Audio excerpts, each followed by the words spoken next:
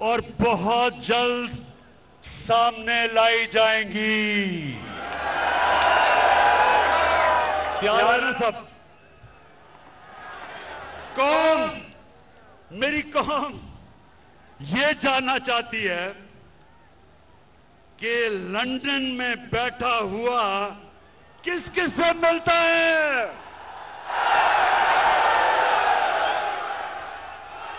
फिर से ये जो गोल मोल गोंगलू किस किस से मिलता है लंदन में बैठा हुआ। और पाकिस्तान में बैठे हुए किरदार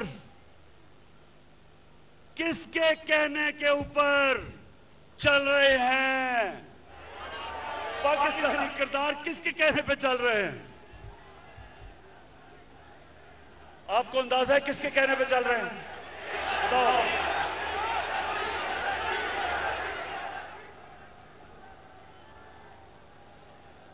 हमारे पास जो सबूत है, हर चीज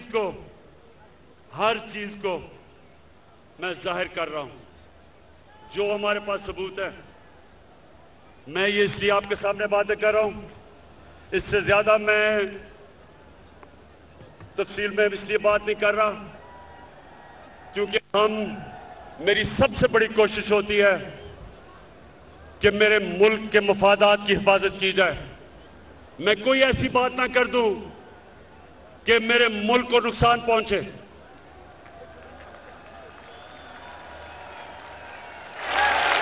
इसलिए मैंने आपसे पूरी बात नहीं की, नहीं तो मैं वो बता भी सकता था। मुझे किसका डर है? मैं तो एक पाकिस्तानी हूं, आपके सामने वो इंसान हूं जिसको मेरा अल्लाह सब कुछ दे चुका है। मुझे तो कोई इंसान कुछ नहीं दे सकता। मैं तो जब सियासत में आया था, अल्लाह ने तभी मुझे सब कुछ दे दिया था। मुझे तो किसी चीज की जरूरत नहीं है।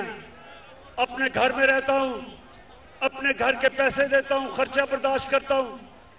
कोई मेरा कैंप ऑफिस नहीं है।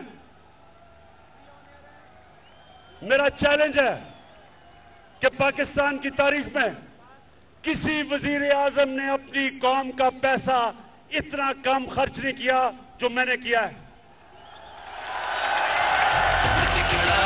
अब इमरान ठीक करेगा सब कप्तान, नया बनेगा पाकिस्तान, नया बनेगा पाकिस्तान, नया बनेगा पाकिस्तान। डट के खड़ा है अब इमरान, नया बनेगा। मेरे पाकिस्तानियों, एक चीज याद रखना, आप एक अजीम कौम है। अगर हम उस अजमत पे नहीं पहुंच सके, बहुत बड़ी वजह उसकी ये चोर हुक्मरान जिन्होंने 30 साल से इस मुल्क को लूटा है। 90 की दिहाई की मैं बात कर रहा हूं।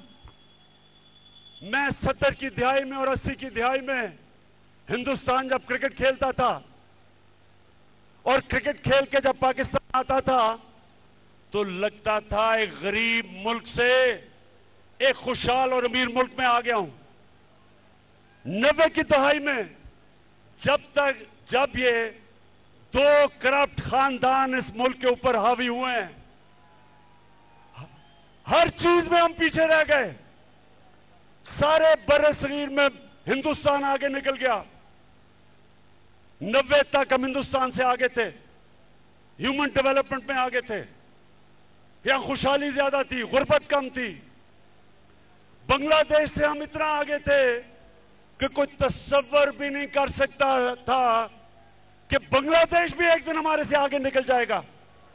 इन 2 चोरों ने जब से मुल्क का खून चूस के मुल्क का पैसा बाहर ले जाना शुरू किया, हम पीछे रह गए।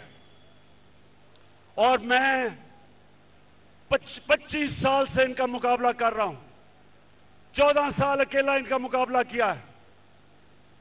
लोग तो बाद में मेरे पास आए हैं और मैं कभी भी कोई भी जाती मुफादात के लिए इतनी देर जंग नहीं लड़ता।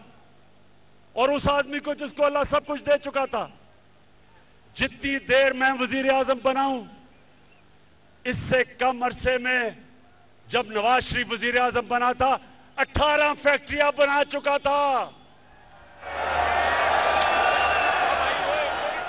सरकारी बैंकों से पैसा लिया, फैक्ट्रियां बताई,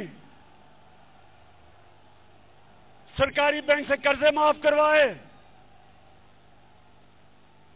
इसको बिजनेस नहीं कहते, इसको डाका कहते मुल्क के ऊपर।